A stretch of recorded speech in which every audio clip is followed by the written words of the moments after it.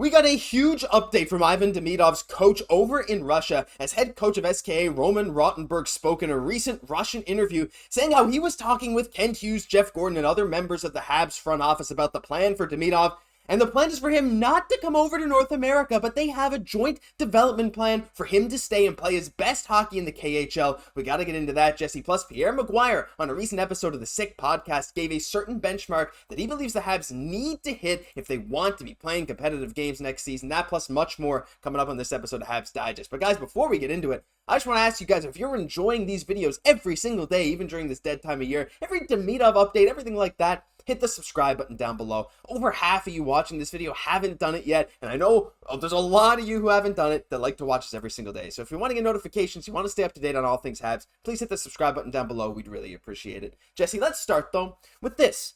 Lots of flying. So the NHL, of course, has released their schedule a little while ago. There was a nice stat put up on, I found it on Reddit, I believe it was on Twitter as well, as where, all these teams are traveling and how much traveling they need to do. And there's one team that stood out amongst the rest for me, and that happens to be Montreal. You'll see they're 13th in total travel distance. The only two teams in the Atlantic Division ahead of them, Jesse, are Florida, who plays a series in Finland this year, and Tampa, who, of course, those two teams are in Florida, playing a lot of their division opponents up in the northeast of the US and Canada.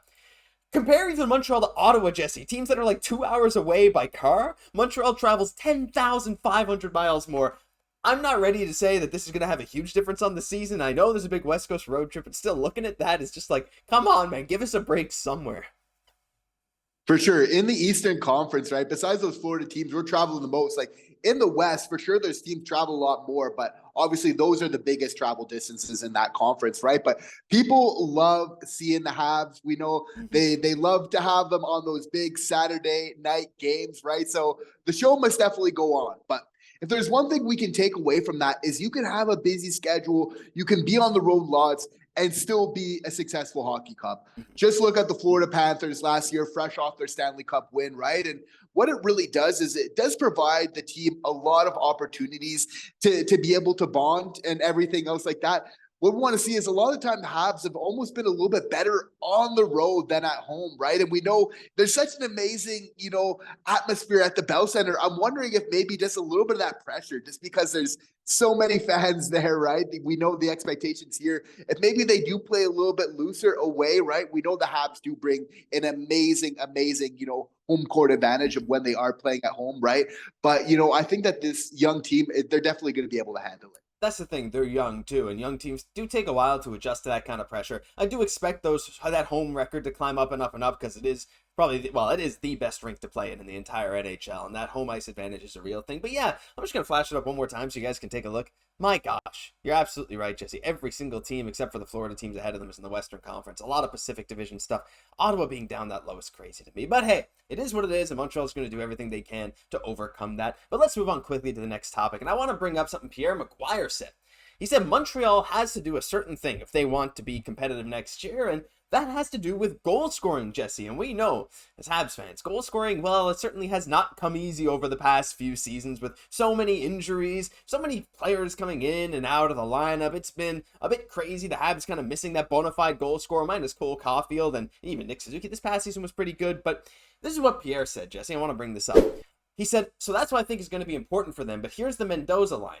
Tony, talking to Tony Marinaro on the Sick podcast, it's so critical for everybody to remember, you got to get 250 goals. If you don't get to 250 goals scored for, you're not, that quote is a bit mistyped, but that's my bad. You're not going to make it. Last year, that Cage only scored 236 goals. So, if we talk about this team, the Habs team, last year, scoring 236 goals, that ranked one of the bottom in the Eastern Conference. In fact, it was the second lowest behind only the Washington Capitals, who scored 220. Now, the Capitals made the playoffs, Jesse, but as you can see here, a lot of the teams that scored 250, you're looking at the Penguins were in the fight. The Senators, they gave up a lot of goals as well. They gave up more than Montreal did, actually. So we're not going to count them. But you can look at Detroit, 278. A lot of the teams that score 250 are kind of in the hunt. And there's a few teams like Washington, like the Islanders, who can make the playoffs even without scoring that 250. And I think that's a very reasonable benchmark.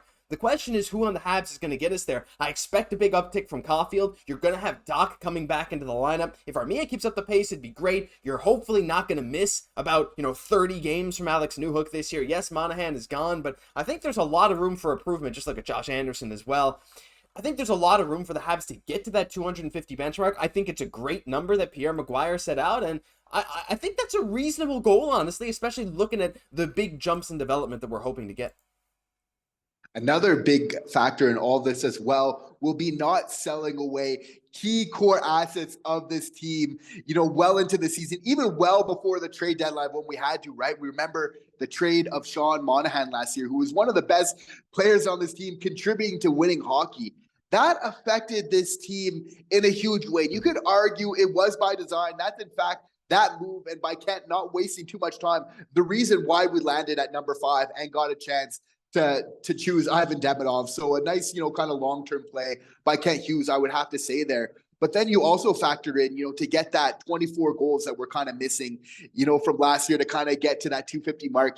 Kirby Dach, having a full season of him, right? You'd have to think that's going to help considerably, as well as having, a full year of a much more grown up Slafzilla, right? That is going to be huge. But we know that we are one of the teams in the NHL that scored the fewest amount of goals. But we know our big boy, he's coming on the way to help us, right? But just the fact that we're going to be keeping more of that core together and not only losing that production, but also that chemistry, right? Because when you take out a big player out of your lineup like Sean Monahan, a vet, a leader in that locker room, it kind of throws things off. And you could argue the morale a little bit until this young group was able to really rally and say, you know what, we're going to still keep playing hard anyway, right? So I think a lot of these factors, you kind of put it in, and that mark isn't too far away at all, in my opinion. No, it's really not far. Like, just think about last year and think if the Habs could have scored one more goal every 5 or 6 games? I don't think it's that crazy. That math probably doesn't check out. But regardless, it's not that much more,